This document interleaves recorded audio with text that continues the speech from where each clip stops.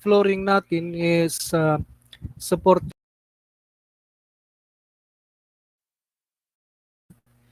and the shape is square, then that will be a two-way slab. Or when the span or the longer span to shorter span ratio, okay, that is L over S.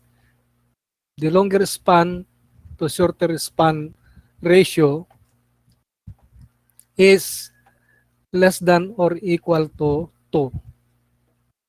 So, yan yung consideration natin ng two-way slab. Then, that will be a one-way slab if the ratio of the longer span to shorter span is more than 2. Pag more than 2, then that will be one-way slab. Okay, so using the bale, we have the direct counting method at saka using the table. Okay, so in using the direct counting method, so bale ito yung our LT will be the main reinforcement. So ang main reinforcement natin, okay, bale ang layout ng two-way slab, this is L over 4, then ito naman L over 2, and this is L over 4. And the other side, that is L over 4, L over 2 ito, and that is L over 4. Okay, for the main reinforcement, okay, ang LT natin ng main reinforcement, that will be L over 2, ito yung L over 2 natin, L over 2 divided by the spacing of the bars in here. So, divided by the spacing ng bar dito, plus 1 tayo, plus 1. Then, multiply that by 2 kasi we have in this direction, tapos itong direction dito. Okay, so that is times 2. Then, multiplied by the length. So, multiply natin ng length doon. Then, for cut bars, ang cut bars naman natin, okay, cut bars will be the total length. So, yung na-compute natin na LT dito, LT, then that is divided by 4. Okay, bali ang cut bar natin, nandito yan. So, dito yung cut bar natin. Tapos, nandito rin. Then, we have in here. At saka dito. So, yan yung cut bar natin.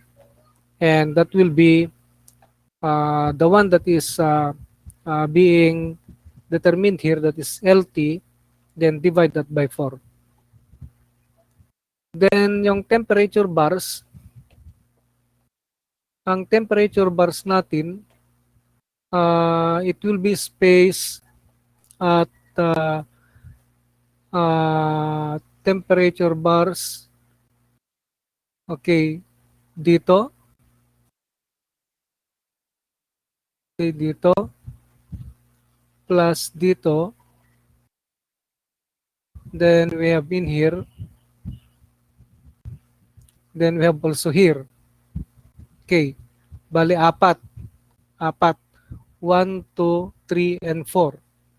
Then, that will be multiplied by 2. Multiplied yun ng 2, we have here on the top bar, yung top bar niya at saka bottom bar. So, top bar and bottom bar. Kaya, multiplied by 2. So, ang L prime natin, that will be L over 4 divided by the spacing. So, dito naman, L over 4 divided by the spacing. Kung ano yung spacing natin dito, iyan yung spacing doon. So, L over 4 divided by spacing plus 1. Then, multiplied by 8L. So, 8L, yung sinabi ko kanina, we have here 1, 2, 3, 4. 4 yan, then multiply that by 2, kaya we have here 8L. So, let's have here the example. From the figure, determine the number of 12 mm diameter steel bars and wire required. The spacing of bars is 0.1 meter and temperature bar is 0.25 meter. The length of wire or the length of tie wire is 0.3 meters. Okay, so dimension natin dito is we have 7.2 by 7.2 meters. Okay, so ang spacing natin ng bar is 0.1 meter. So dito 0.1 meter yung spacing ng bar natin. Then ang temperature bar is 0.25 meter. So dito naman that is space at 0.25. Okay, so that will be all throughout. Okay, so for the main reinforcement, so there are two-way run. Okay, so we have here yung run natin dito at saka yung run on natin. So we have the length here is 3.6. So 3.6 dito, that is also 3.6. So we have the length that is 3.6 divided by 0.1 plus 1. Then multiplied by 2. Then the length is 7.2. So 7.2 dito, that is also 7.2. So that is multiplied by 7.2. And we have 532.8 meters. For the cut bars, ang cut bar natin is 532.8 divided by 4. So we have 133.2 meters. For temperature bars, there are 8 runs. Okay, and the spacing of temperature bars is 0.25. So therefore, we have 1.8 divided by 0.25. Okay, ito yung 1.8. Yan din yung 1.8. So we have 1.8 divided by 0.25 plus 1. Then multiplied by the 8 run, then multiplied by the length, that is 7.2. And we have 472.32 meter.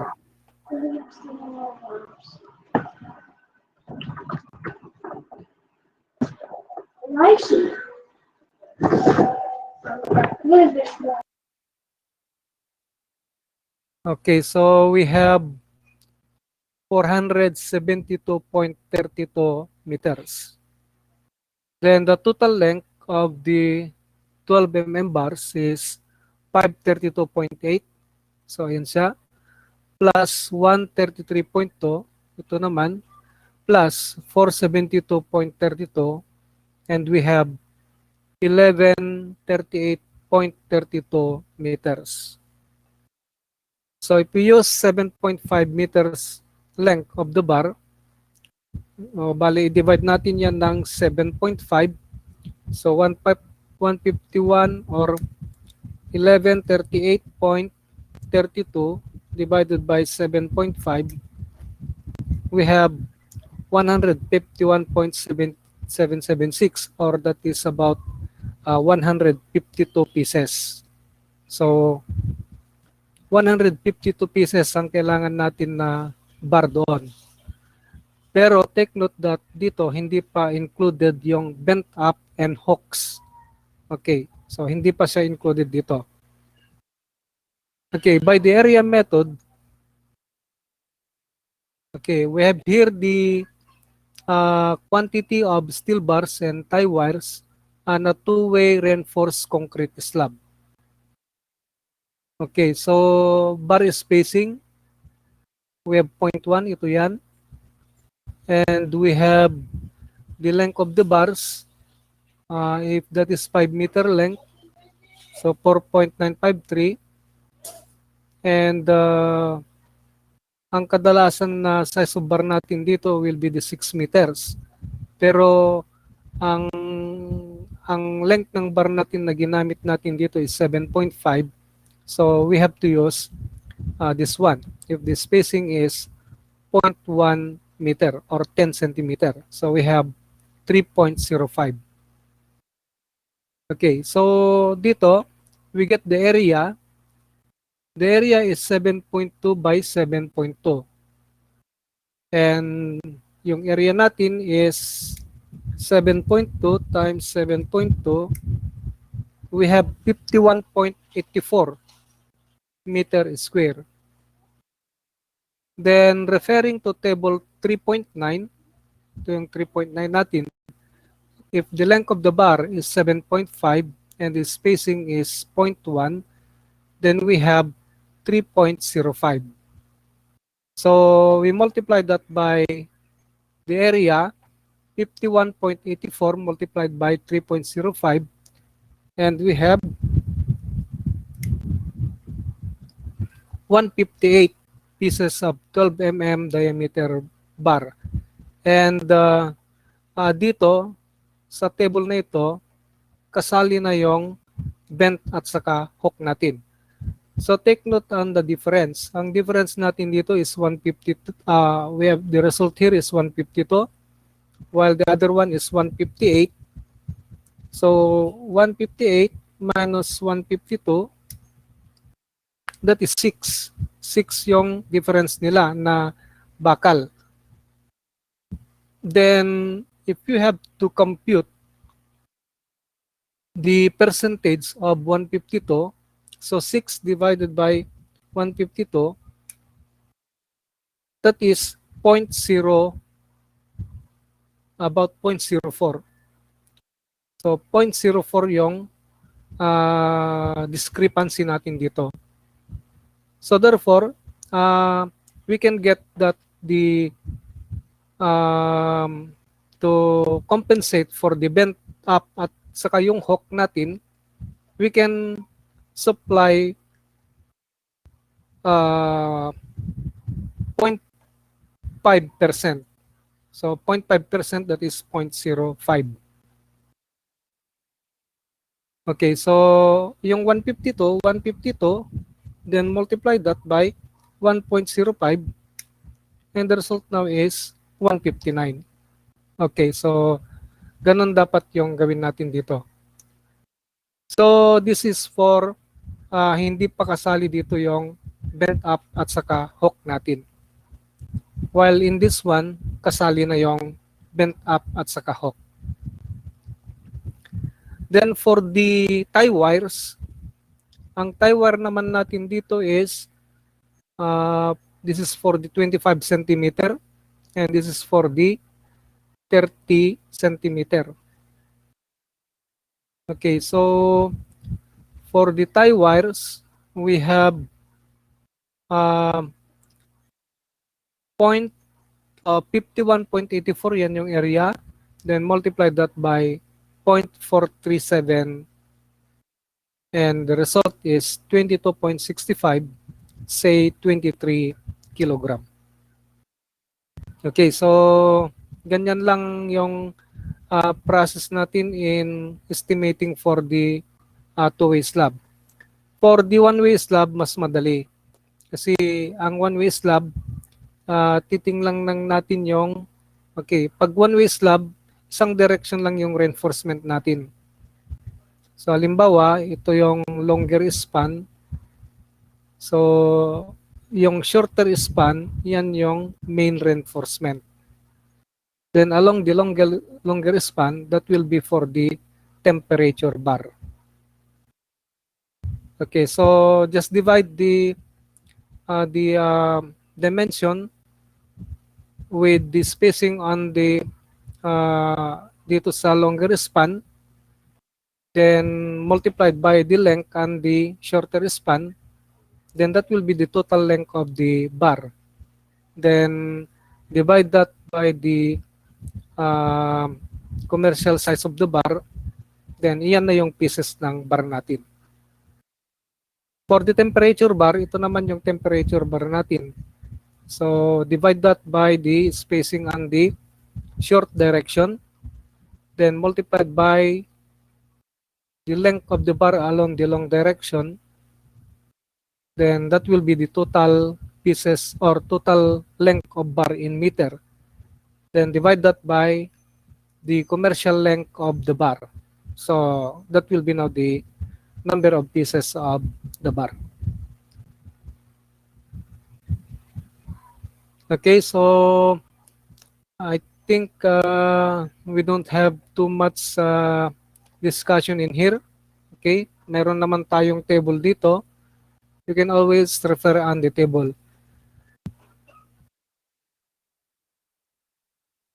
Okay, so meron kayong assignment dito. This will be your assignment. Then, bali ganito yung ano natin ng bar natin. So, halimbawa dito, we have ang discussion natin dito is the length, the 12 mm diameter RSB at 200 millimeter and center. So, continuous along column strip and 12 mm diameter RSB extra bar. So, dito yun kwa, di jay bent up na toy or cut bar na, spacing na no kwa 200. Then, spacing namin ito'y 200 met. So, 12 mm diameter RSB at 200 millimeter and center. So, continuous along middle strip.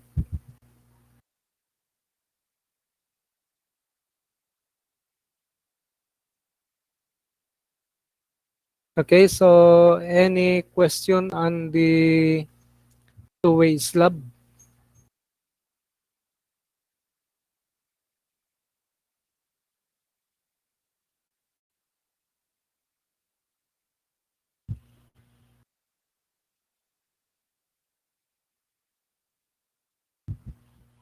One question tayo.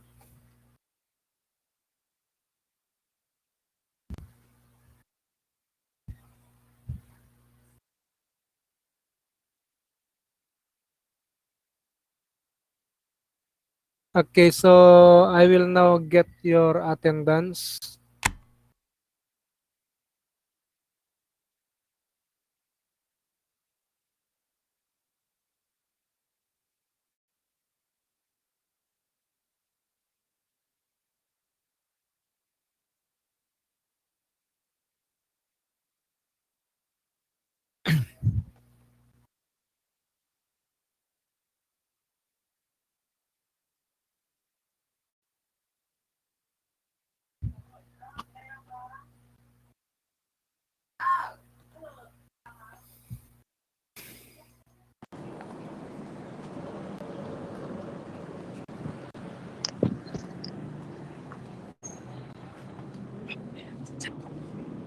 Pasyon.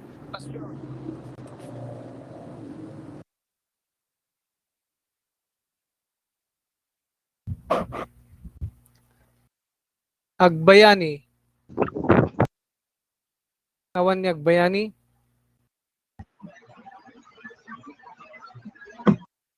Agkawili.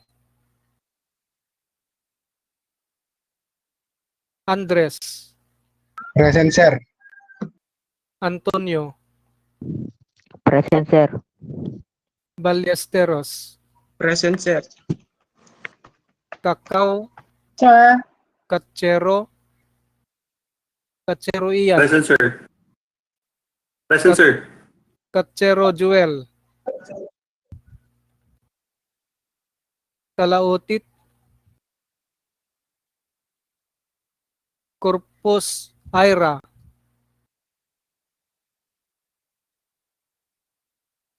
Corpus Giancarlo.